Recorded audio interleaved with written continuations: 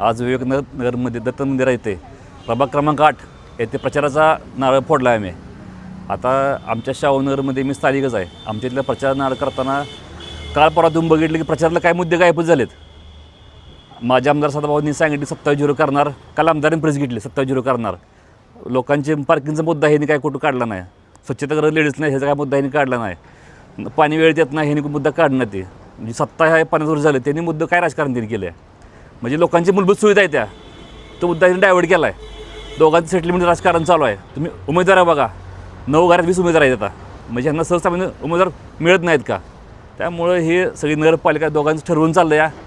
कुणी घ्यायचं वरचं, कुणी खालचं घ्यायचं, सगळं वाटून चाललं या. जे नको आहे त्यांना बरोबर आता पाडणार.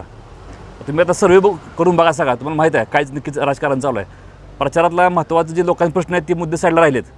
ह्यांचं राजकारण चालू, रस्ते, लाईट, पाण्याची सुविधा करतो. इतकं तुम्ही तर काय केलं मग? त्यामुळं माझी अशी सर्वांना विनंती आहे, सर्व विद्यालय जनतेला, की आमच्या पॅनल ताकदीने तुम्ही मदत करा, मतदान करा, विजय करा. तुम्हाला विकास काय आम्ही तुम्हाला करून दावतो.